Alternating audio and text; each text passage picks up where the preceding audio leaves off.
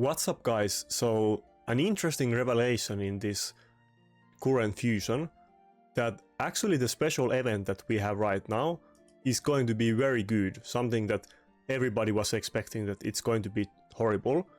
If we quickly look at the fusion calendar, so basically you can't miss out on any of these events, except there is this one special event, which is the summon event that we have right now. And I was originally telling everybody that don't count that you can do this event because it might be a very hard event to do. But now that we can see the event, I actually recommend that you do this event because it is a very good one.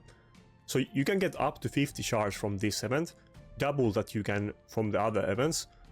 And I was saying in my other video originally that it might be something like you get 15 shards at 2000 points and then you get 35 at 10,000 points because it was a special event, and that will be kind of typical thing that Plarium does.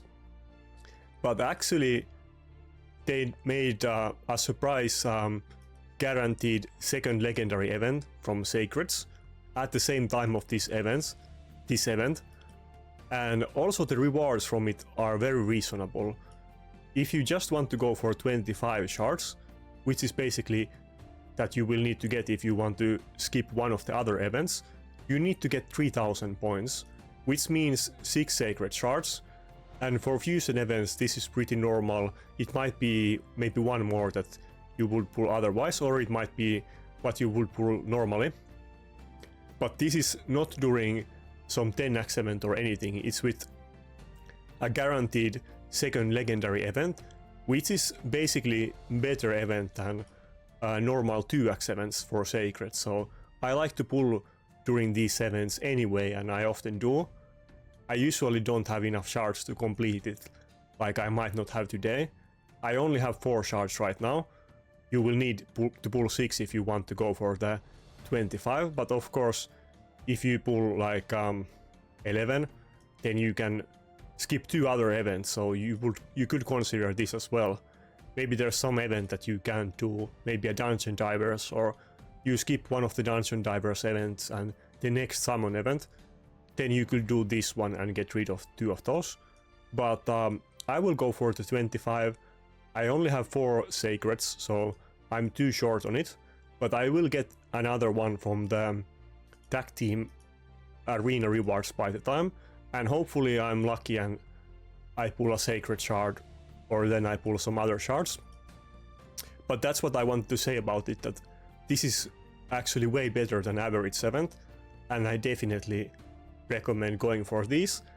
And actually the last time we had 2 legendary champions from Sacred event, I didn't get anything, but the one before it I got both Samson and Duchess, so that was a very good event for me. But let's see how I do today. I'll pull my 4 sacreds on this video as well. It's not that many. So I'm not expecting to get a legendary. It's kind of low chance that I do, but if I do then I will hit the jackpot, so let's see how it goes. Okay, come on, just even if I get 2 crappy ones for Faction Guardians, that would be sick. But lately in maybe last 3 months I haven't really gotten anything from shards, so I would be very happy if I got some turnaround with those. Looks like that's not going to be the case. I'm not gonna care about any epics at all, so well, if I get the second Ugo I would use it, but apart from that I don't care about any epics. Okay, so maybe I will still have 1 or 2 shots because I will get the one from Tag Team Arena, and maybe I will get one from Clan Boss tomorrow. There is 2 days to complete this event, keep that in mind. Basically, if you get something from tomorrow's Clan Boss shards, that is still enough time for this event. But yeah, even if I don't get anything, it's still worth, because I don't have to do the other fusion event now, and I would of course much rather pull during this double sacred shard event, and maybe I would have gotten incredibly big gains on my account if I happen to pull it, and you guys should do it. I don't think it's very controversial. This is much better than average 7, and you should definitely go for it. Apart from that, there's not going to be any live arena video today. There will be one tomorrow, but I did kind of okay on some testing yesterday. I wasn't doing a video, but I did a couple fights, and I have some interesting idea that I'm going to try on next video. Other than that, regarding this fusion, I don't have incredibly high hopes about it. I will definitely say that if you can go for all of the fusions in general, if you're more in the early game and it takes a lot of investment, then you kind of need to decide, are they worth doing for your account? Because you probably can't do every fusion. But I'm at the point of the game that, of course, I can do every fusion if I want. It might be a bit hard sometimes, but it's definitely doable if I really want.